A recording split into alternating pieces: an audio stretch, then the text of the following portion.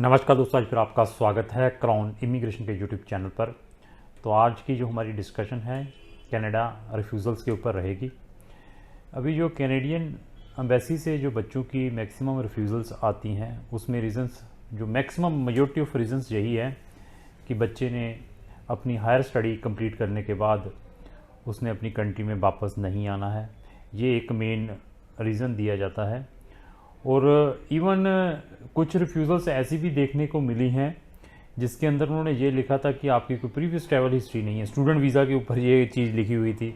और बड़ा सरप्राइज होता है कि जब ऐसी ऑब्जर्वेशन लगाकर किसी बच्चे का वीज़ा रिफ्यूज़ होता है स्टूडेंट का, तो फिर ऐसा लगता है कि कैनेडियन एम्बेसी के पास रियली बहुत ज़्यादा रश पड़ा हुआ है। तो फिर कुछ केसेस के ऊपर फाइनेंशियल्स के कारण भी दे हैव मेंशन कि आप की जो फाइनेंशियल कैपेबिलिटी है वो है नहीं है अप्रोप्रिएट, उसके कारण भी दे रिफ्यूज़ द वीज़ा। ये भी रीजंस लिखे होते हैं।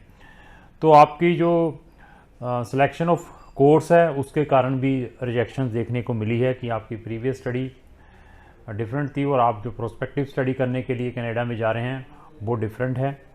इसी तरीके से कुछ रिफ्यूज़ल्स इस रीज़न से भी हुई हैं।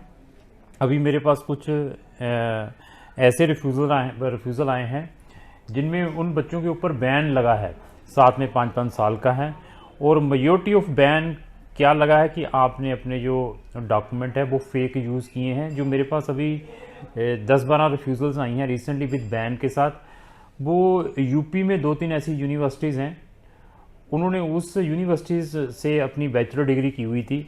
तो उन्होंने कहा कि हमने अपने सोर्सों से पता किया कि आपकी ये स्पेसिफिक जो यूनिवर्सिटी से जो आपने डिग्री लगाई है इट इज़ फेक है। तो that reason we are going to मतलब आपके ऊपर बैन कर रहे हैं। तो वो भी चीज़ें निकलने को आई हैं। बट जो बच्चों ने हमें संपर्क किया, बच्चे कहते कि हमारी डिग्री प्रॉपर है, हमने इस स्पेसिफिक कॉलेज से रेगुलर बेसिस पे की हुई है और ये जो कॉलेज है इस यूनिवर्सिटी के साथ एफिलिएटेड है। तो ऐसी ऐसी चीज़ें देखने के बाद ये कहाँ से पता चलती है, क्योंकि हम जब रिफ्यूज़ल्स जैसे ये मैंने वीडियो डाली है कि we are expertise about the refusal cases, तो लोग हमें संपर्क करते हैं। और कुछ केसेस मेरे पास ऐसे हैं रिफ्यूज़ल के जिनके अंदर बच्चों के फेक GIC अकाउंट यूज़ किए गए हैं बनाकर। इवन बच्चे के परसेंटेज कम थे 12th में एक सब्जेक्ट में, तो उसके सब्जेक्ट अल्ट्रेशंस किए गए, उसको सर्टिफिकेट सेम है और उसके जो मार्क्स थे उसमें 45 थे, 45 की जगह उन्होंने 75 किए हैं उसमें मार्क्स, और उसकी कैलकुलेशन ठीक की है, मतलब उसको भी फेक बनाकर लगाया है।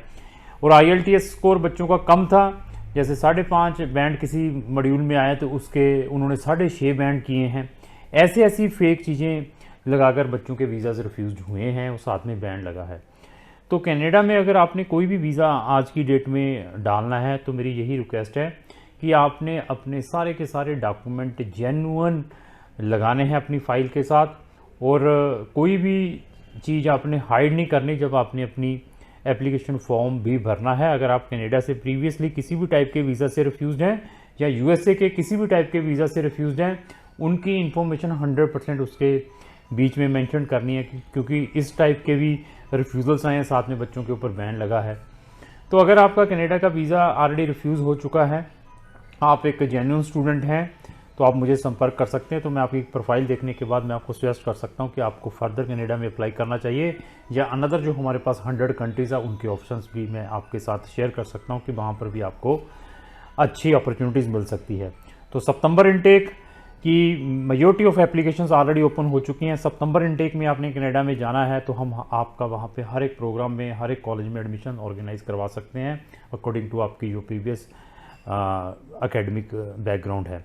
तो इस टाइप की informative video study in Canada की मैं इस अपने चैनल के ऊपर रेगुलर अपलोड करता रहता हूँ, और व्हाट्सएवर वीडियो जो भी मैं अपने चैनल पर अपलोड करूँ उसकी नोटिफिकेशन सबसे पहले आप तक आए। तो आपको मेरे चैनल को इमीडिएटली साथ में लगे बेल आइकन को पुश करना पड़े। अगर आपको जो मेरी वीडियो चले उसे लाइक एंड शेयर करना ना भूलें। Thank you.